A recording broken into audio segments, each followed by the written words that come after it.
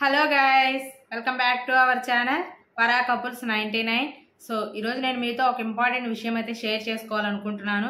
ఏంటి అంటే ఈరోజు ఏదైతే ప్రజా దర్బార్ మీటింగ్ అయితే జరిగిందో సో దాంట్లో కొన్ని మనకి డిఎస్సికి సంబంధించిన విషయాల మీద స్పష్టత అయితే రావడం జరిగిందనమాట. సో ఏంటి అంటే ఇన్ని రోజులు మనము నోటిఫికేషన్ ఇచ్చారు, మాకు 90 days సమయం కావాలి అని చెప్పి మనమైతే రిక్వెస్ట్ చేయడం జరిగింది, ధర్నా చేయడం జరిగింది కదా. బట్ కానీ ఆ టైం అయితే ఇవ్వలేము అని చెప్పి లోకేష్ గారు అయితే స్పష్టం చేయడం జరిగిందనమాట. సో యథావిధిగా డిఎస్సి షెడ్యూల్ ప్రకారమే ఎగ్జామ్స్ జరుగుతాయి, అంటే జూన్ 6 నుంచి జూలై 6 వరకు ఎగ్జామ్స్ కండక్ట్ చేస్తాము, ఇందులో ఎలాంటి మార్పులు ఉండవు అని చెప్పి ఈరోజు మనకి స్పష్టమైతే చేశారనమాట, కన్ఫర్మ్ చేశారు. ఓకేనా. అలానే ఏజ్ విషయంలో కూడా ఇంకా పెంచేది లేదంటూ అని చెప్పడం అయితే జరిగిందండి. అలానే మనకి మరలా టెట్ ప్రస్తావన కూడా లేదు, ఆఫ్టర్ డిఎస్సినే టెట్ అనేది కండక్ట్ చేస్తామని చెప్పి క్లియర్ అండ్ కట్గా చెప్పడం అయితే జరిగిందనమాట. సో ఇక నుంచి అయినా ఈ రోజు నుంచి అయినా మీరు యథావిధిగా ఎగ్జామ్ జరుగుతాయి కాబట్టి ప్రిపరేషన్ అనేది స్పీడప్ చేయండి. ఓకేనా. సో ఇప్పటి వరకు నిన్నటి వరకు మనకి కొద్దిగా గొప్ప ఆశ అనేది ఉంది, ఎక్కడో ఒక చిన్న హోప్ అనమాట. మన అభ్యర్థనలన్నింటినీ విని గవర్నమెంట్ ఎక్కడైనా కొంచెం 90 days టైం అనేది ఇస్తుందేమో అని ఇన్ని రోజులు మనం ఎదురు చూసాము, ఆశపడ్డాము. బట్ అదైతే ఈ రోజుతో నిరాశ అయితే అయిపోయిందనమాట. ఓకేనా. సో అందుకనే మీకైతే ఈ విషయం చెప్దామని చెప్పి నేనైతే స్టార్ట్ చేశానండి. ఓకేనా. మనకైతే ఇంకా టైము పెంచేది అవేమీ లేవన్నమాట. యథావిధిగా ఈ డిఎస్సి షెడ్యూల్ ఏదైతే ప్రకటించారో సేమ్ దాని ప్రకారమే ఎగ్జామ్స్ అయితే జరుగుతాయని చెప్పి ఈరోజు మనకి కన్ఫర్మ్ అయింది. కాబట్టి ఇక నుంచి మీ స్పీడప్, ఇక నుంచి మీ ప్రిపరేషన్ అనేది దానికి తగ్గట్టుగా ప్లాన్ చేసుకోండి. ఓకేనా. మనం లాస్ట్ వీడియోలో 3, 4, 5 తరగతులు ఇంగ్లీష్ పోయిట్స్ ఆదర్స్ గురించి చూసుకున్నాము. సో ఆ వీడియోకి చాలా మంది కామెంట్స్ అయితే చేశారనమాట, అక్కడ నెక్స్ట్ క్లాసెస్ కూడా చేయండి ఇలానే అని చెప్పి.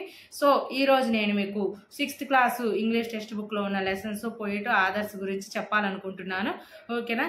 మీలో ఎవరైనా మన ఛానల్ కనుక ఫస్ట్ టైం చూస్తున్నట్లయితే ఛానల్ని సబ్స్క్రైబ్ చేసుకోండి, వీడియోస్కి లైక్ కొట్టి షేర్ చేయండి. సో ఇక్కడ నేను చెప్పిన విధంగానే మీరు ఫాలో అవ్వాలి, అలానే గుర్తు పెట్టుకోవాలి అన్న రూల్ అయితే ఏం లేదండి. మీకు ఎలా నచ్చితే అలా ఫాలో అవ్వండి. ఓకేనా. సో నేను చెప్తున్నాను, మీకు యూస్ఫుల్ అయితే ఓకే, యూస్ఫుల్ కాకపోతే వదిలేసేయండి. మీరు ఎలా అయితే ప్రిపేర్ అయ్యారో అలానే ప్రిపేర్ అవ్వండి. ఓకేనా. ఇంకెందుకు ఆలస్యం, మరి వీడియోలోకి వెళ్ళిపోదాము. సో ఇక్కడ ఫస్ట్ లెసన్ చూసుకుందాము. Who did Patrick's homework. Who did Patrick's homework. దీన్ని ఎవరు రాశారు అంటే కరోల్ మోర్. ఎవరు రాశారు? కరోల్ మోర్. సో దీన్ని ఎలా గుర్తుపెట్టుకోవాలంటే చూడండి, who did Patrick's homework. Homework అనేది ప్రజెంట్ పిల్లలకు ఎలా ఇస్తున్నారు? ఎక్కువగా, మోర్ ఎక్కువగా ఇస్తున్నారు. సో ఎలా ఇస్తున్నారు? కరోల్ మోర్ ఎక్కువగా ఇస్తున్నారంట. హోంవర్క్ అనేది పిల్లలకి మోర్ ఎక్కువగా ఇస్తున్నారు. సో అలా చిన్న చిన్న వర్డ్స్ తో మనం గుర్తుపెట్టుకుందాము. Next A house a home. Next lesson ఏంటి? ఏ హౌస్ ఏ హోమ్. సో దీన్ని ఎవరు రాశారంటే లొరోనైన్ ఎం హాల్. లొరోనైన్ ఎం హాల్ అనమాట. సో దీన్ని ఎలా గుర్తుపెట్టుకోవాలని చూడండి, హౌస్ అంటే ఏంటి? ఇక్కడ ఇల్లు అనేగా, మన హౌస్ అన్న హోమ్ అన్న ఇల్లు. ఇక్కడ చూడండి లొరోనైన్ ఎం హాల్. మన ఇంట్లో ఏముంటాయి? హాల్ అనేది ఉంటుందా ఉండదా? సో హాల్ అనేది ఉందంట. ఎం అంటే మిడిల్ లో హాల్ అనేది ఉంది, అట్లా గుర్తుపెట్టుకోండి. ఏ హౌస్ ఏ హోమ్ అంటే లొరోనైన్ ఎం హాల్. సో హౌస్ లో ఏముంటది? హాల్ అనేది ఉంటుందిగా. సో అలా అనమాట. Next the kite. ఏంటండి? The kite. ఇక్కడ చూడండి, దీన్ని ఎవరు రాశారు? Harry Behan. ఎవరు రాశారు? Harry Behan. గుర్తుపెట్టుకోండి, కైట్ అంటే ఏంటి? గాలిపటం. అవునా కాదా? హ్యారీ బెహాన్. హ్యారీ, హ్యారీలో ఒక పేరు మనకి హరి. హరి అనే వ్యక్తి కైట్ ని ఎగరేస్తున్నాడు. ఓకేనా. హరి అనే వ్యక్తి బెహన్తో కలిసి కైట్లు అనేవి ఎగరేస్తున్నారు, అలా గుర్తుపెట్టుకోండి. కైట్లు ఎవరెవరు వేస్తున్నారంటే ఇక్కడ హరి, బెహాన్ వీళ్ళిద్దరు కలిసి కైట్లు ఎగరవేస్తున్నారు. సో సింపుల్ గా అలా గుర్తుపెట్టుకున్నాం. Next Taro's reward. Next lesson ఏంటి? Taro's reward. దీన్ని ఎవరు రాశారంటే ఇది ఒక జపనీస్ స్టోరీ. ఏంటండి? ఇది ఒక జపనీస్ స్టోరీ అనమాట. ఏంటది? టారోస్ రివార్డ్ అనేది ఒక జపనీస్ స్టోరీ. దీన్ని ఎలా గుర్తుపెట్టుకోవాలంటే జపనీస్ స్టోరీకి టెరోడ్ అనే అవార్డు వచ్చింది. టెరోస్ అనే అవార్డు, రివార్డ్ అన్న అవార్డు అన్న ఏదన్నా ఒకటి వచ్చింది. దేనికి? జపనీస్ స్టోరీకి వచ్చిందంట. ఏమని? టెరోస్ రివార్డ్ అనేది అవార్డు అనేది వచ్చింది. ఓకేనా. సో సింపుల్ గా అలా టెరోస్ రివార్డ్ అనేది ఒక జపనీస్ స్టోరీ లాగా గుర్తుపెట్టుకోవాలి. Next the quarrel. ఏంటి? The quarrel. వచ్చి ద క్వారెల్. ఏంటి? The quarrel. దీన్ని ఎవరు రాశారంటే ఎలినార్ ఫర్జియాన్. ఎలినార్ ఫర్జియాన్ అని. క్వారెల్ అంటే ఇక్కడ గొడవ అని అర్థం అండి, మీనింగ్ వస్తుంది. క్వారెల్ అంటే మీనింగ్ వస్తుంది అనమాట, గొడవ అని. సో అప్పుడు దీన్ని ఎలా గుర్తుపెట్టుకోవాలంటే ఎలినార్ ఫర్జియాన్ కోసం గొడవ ఆడుతున్నాడు. ఎలినార్ ఎవరి కోసం గొడవ ఆడుతున్నాడు? ఫర్జియాన్ కోసం. ఓకేనా? సో ద క్వారెల్ అంటే గొడవ కదా. సో ఎవరి కోసం ఆడుతున్నారంట? ఎలినార్ ఫర్జియాన్ కోసం గొడవ ఆడుతున్నాడు. సో అలా గుర్తుపెట్టుకోవాలి. నెక్స్ట్ లెసన్ చూడండి, బ్యూటీ. ఏంటి నెక్స్ట్ లెసన్? బ్యూటీ. బ్యూటీని ఎవరు రాశారంటే ఈ యా షూర్. ఎవరు రాశారు? ఈ యా షూర్ రాశారు అనమాట. సో దీన్ని ఎలా గుర్తుపెట్టుకోండి? బ్యూటీ అంటే అందమైన. సో బ్యూటిఫుల్ గర్ల్స్, అందమైన అమ్మాయిని చూస్తే అబ్బాయిలు ఎలా అరుస్తారండి?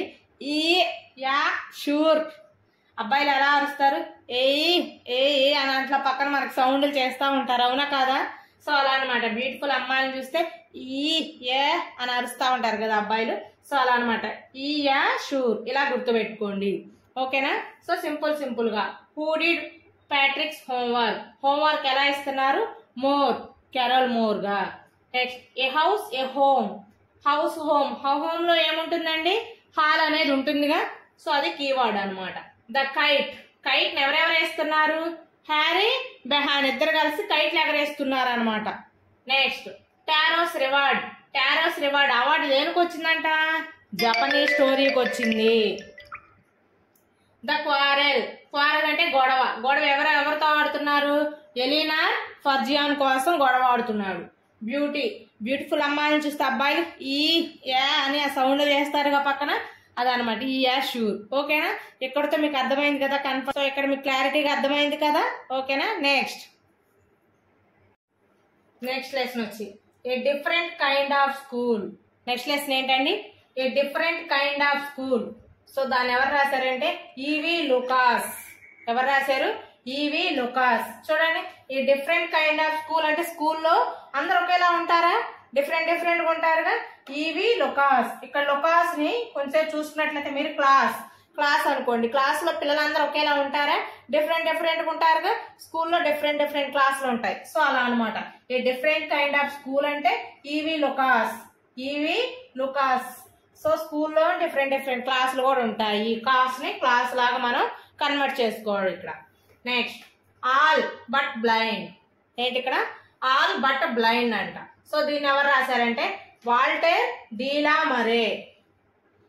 వాల్టర్ డీలా మరే. సో దీన్ని ఎలా గుర్తుపెట్టుకోవాలంటే ఇక్కడ చూడండి, ఆల్ బట్ బ్లైండ్. బ్లైండ్ అంటే ఏంటి? మనకి కళ్ళు కనిపించవనేగా, ఏం కనపడవు అని. ఆల్ బట్ బ్లైండ్ అంట. సో దీన్ని ఎవరు రాశారంటే వాల్టర్ డీలా మరే. సో కళ్ళు కనిపించకపోతే డీలా పడిపోతాము.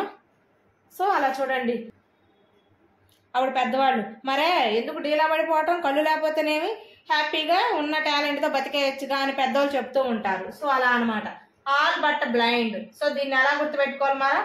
వాల్టర్ డీలా మరే. బ్లైండ్ కళ్ళు కనిపించకపోతే డీలా పడిపోతావా, అలా డీలా మరే అలా గుర్తుపెట్టుకోవాలి. ఓకేనా? Next where do all the teachers go. Next lesson ఏంటి? Where do all the teachers go. Teachers అందరు ఎక్కడికి వెళ్తున్నారు అనే లెసన్. దీన్ని ఎవరు రాశారంటే పీటర్ డిక్సన్. ఎవరు రాశారు? Peter Dixon. సో దీన్ని ఎలా గుర్తుపెట్టుకోండి చూడండి, wear do all the teachers go. Teachers అందరు ఎక్కడికి వెళ్తున్నారంట? పీటల మీద కూర్చోడానికి వెళ్తున్నారంట. సో పురాతన కాలంలో టీచర్లు అందరూ చిన్న పీటల మీద కూర్చుంటా ఉండేవాళ్ళు కదా, గురువులు బోధిస్తూ. సో అలా గుర్తుపెట్టుకోవాలి. Wear do all the teachers go. అందరు ఎక్కడికి వెళ్తున్నారంట? పీటర్ డిక్సన్ పీటల మీద కూర్చోడానికి వెళ్తున్నారంట. ఓకేనా? నెక్స్ట్ లేదా పీటలు కొనటానికైనా సరే, ఏదో ఒకటి మీకు ఎలా గుర్తుంటే అలా గుర్తుపెట్టుకోండి. Next the wonderful words. Next ఏంటి? The wonderful words. దీన్ని ఎవరు రాశారంటే మ్యారీ ఓ నెయిల్.